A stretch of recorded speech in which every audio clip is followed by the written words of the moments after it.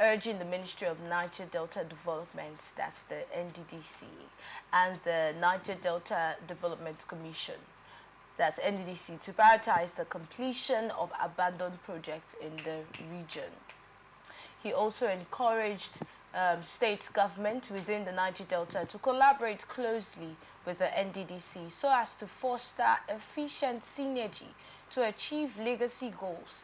This is as the Minister of Niger Delta Development, Engineer Abubakar Momo, has emphasized the urgent need to address environmental sustainability and economic diversification in the Niger Delta. Now, speaking at the Niger Delta Stakeholders Forum in 2024 at the Obiwali International Conference Center, Port Harcourt, River State, the former president commended the minister and the NDDC board and its management for their effective performance so far and advised them to complete all abandoned projects. Now, this is a statement by the former President Goodluck Jonathan to the NDDC concerning abandoned projects in the Niger Delta. You would agree with me that when we talk about the Niger Delta and the NDDC, people's minds will always go to, oh, abandoned projects, what happens to those projects and all of that. But there's something he said that caught my attention where he talked about synergy between the state governors and the NDDC to make all of this possible. Now, let's get your thoughts on this new board with the NDDC. First of all, your thoughts on the story in general before we go into other questions. Well, good morning, my viewers. I'd like to commend His Excellency, the former President of Nigeria, for his always apt responses in ensuring that Nigeria, not just the Niger Delta, moves progressively forward. He is a progressive. Yeah.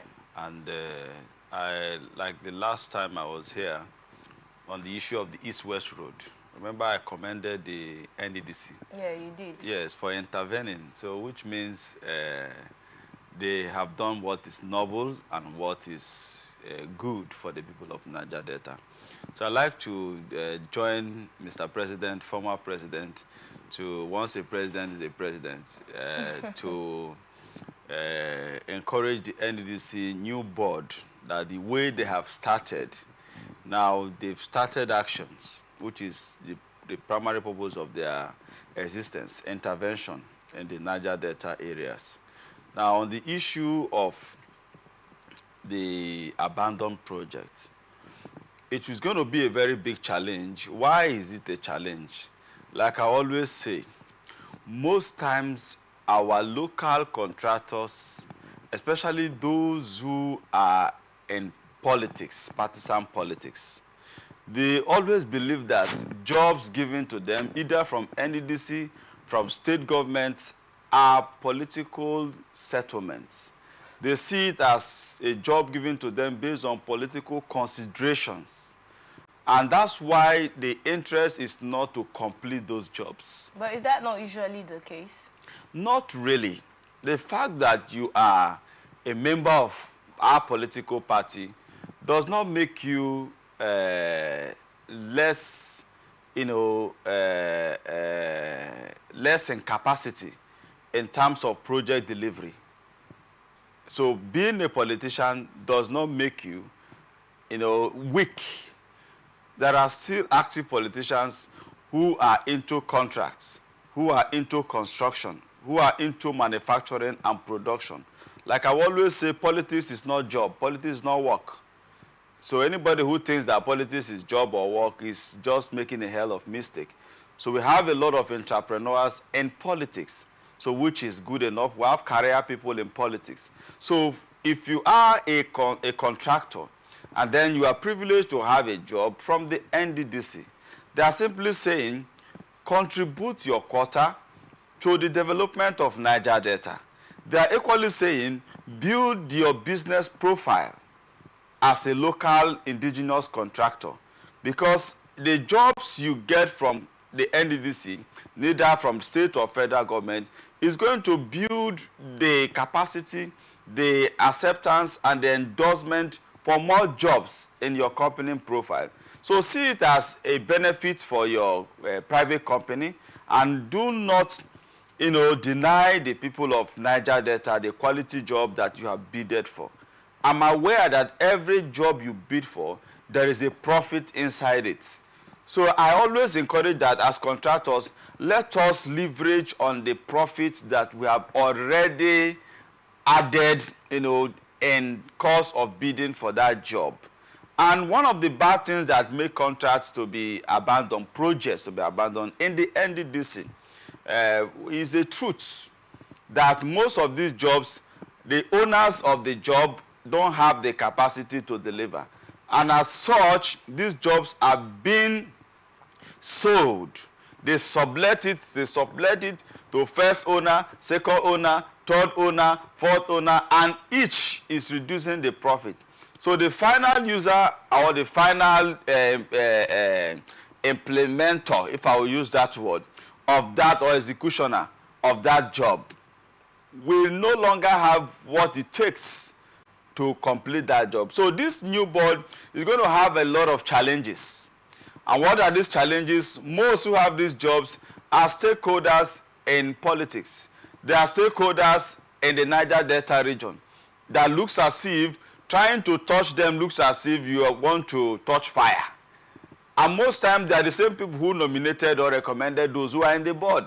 So how can you fight them? It's a sad situation. So that means we should also be talking about those politicians or those people in office who give contracts out for the reason of not looking at competence now, but looking at the relationship between this particular person. Because if you have said that these contractors, some of these contractors who are politicians always feel like it's their entitlement, the contract is their entitlement, so they don't carry it out the way they should. At the end of the day, it is abandoned, which is your explanation. That means there is someone who is also enabling that, who is making them feel that way. That simply means that some people in leadership are probably giving out these contracts not based on merits now or competence, but based on relationship and politics. Yes, it's part of it. So our appeal is that you can be given a job based on political consideration, and your capacity is there for you to deliver. There's nothing wrong about it. As long as you're competent. Yes, there's nothing wrong about it. Now, my emphasis is that when jobs are given to you, in whichever consideration you have that job, try and deliver based on specification. And again, we also want to charge the NDDC new board to live up to her responsibilities and expectations. If you discover that these jobs have been awarded and then money has been paid fully, and you are having difficulty in, completing such a project, because for instance, you have a contractor who is dead already. You cannot be saying that because you have paid 100% or 80% to such contractor that the job should be abandoned. So the advice of the former president called for a review of most of these jobs. Why? Because the price of things have also gone high. And most of these jobs, if it is jobs that were awarded some maybe 2000 or 2007 or 2020, for instance, or 2021 or 2022 or 2023, the price of construction materials right now has increased. And I would like to appeal to them that no matter the bureaucracy, no matter the obstacles that is in those abandoned projects, let them review. If, for instance, you want to call for the refund of those resources, while you process the refund processes, you can review another channel of completing that project. Maybe you can probably give another contractor that job to complete it, and then you can ask for a refund from whosoever that money has been paid for. But for us to keep on having abandoned projects in the name that we are fully paid, and you know too well that recovering this money is not going to be very easy based on the strength, based on the contact, based on the scenario, political scenario that you find yourself as board members, I think we must channel a way of intervening. Let's also look at, yes, talking about intervention now, let's look at ways in which this can be prevented. Because the NDDC in Nigeria are known for uncompleted projects, a lot of uncompleted projects they've started that were not completed. There's no means of words there. So how do we, it almost feels like nothing can be done. That means if the project is not completed, there's nobody who would stand and ask questions, so everything just moves on the way it has always been. How do we prevent that scenario from happening over and over again, especially with this new board or this new leadership that we have? Well, one, the appeal has to go to our leaders, the stakeholders in the NDDC. And of course, jobs are not only awarded to members of Niger Delta people. Sometimes somebody from the north, Nigeria, gets jobs in the NDDC. So it's not just all about Niger Delta people right now. I can tell you for free. So our appeal is that whosoever, I'm not saying that somebody from the north should not be given contracts in NDDC, is one Nigeria. But my appeal is that if a job is given to you, either you are a member, you are an indigene of Niger Delta, neither you are from the northern Nigeria, those jobs should be delivered based on specification. So my appeal to the NDDC board is that whosoever that had this political consideration, for instance, somebody needs a job and then go to Mr. President and say, His Excellency, I need so contract within the NDDC budget. And then Mr. President says, okay, he's my friend, he's one of us. Please, NDDC MD, see what you can do to give him this job. The MD will not say no. So I think it's at that point that the MD can now sit down with the CEO of that company and said, sir, with all due respect, this job will be given to you, but we want to appeal to you that it should be delivered based on specifications. But aside appeal now, we are talking about money here. It goes beyond appealing to the contractors and appealing to NDDC and all the appeals that you have made right now. There's more action. What happened to accountability? Does it mean that these monies are not accounted for? You see, when I speak appeal, I'm speaking from understanding. Because you as MD, there is somebody that you want to victimize, or you want him to give account or do what is right. And it can cost you the loss of your job. So, and no MD will want to lose his job because he wants to ensure that a particular process is being achieved from one person. Because most of the people who are in the board are political nominees. So if the person who nominated is telling you, leave this matter, of course he's weak, because most of the times the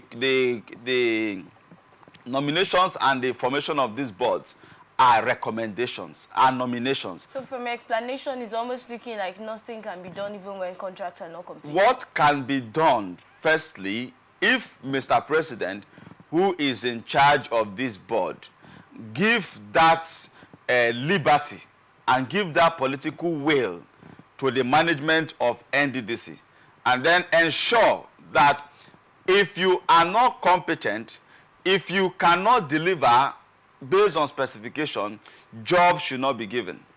Number two, any person found wanting should account for the resources given to the person, and such jobs should be revoked or withdrawn from them.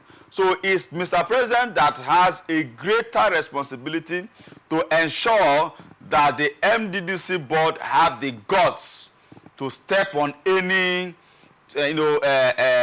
person. So are you saying they probably haven't had the guts to step on or to stand their ground with all the uncompleted contracts? Without the backing of Mr. President, they don't have the guts. So you're saying they haven't really gotten that backing all these years? My appeal, that's why you see abandoned projects. Because the NDDC reports to the presidency. So the presidency is their boss. So if the boss says without this should not happen, not by words, not by letter, by action, it will happen. So my appeal is that Mr. President should give them the political will, should give them the political strength to say, if this thing is not done this way, don't do it that way. Let things be done in orderliness and in a way that the NDDC will see the dividends of the resources put in the board. Yeah, if I get you right, it seems you're saying that the NDDC needs more power. Yes, need more strengthening, political strength. Okay. Not legal. More independence. Thank you. To an extent. Very, very correct. They actually need that. Very, very correct. And that would help us complete our uncompleted project correct. in the future.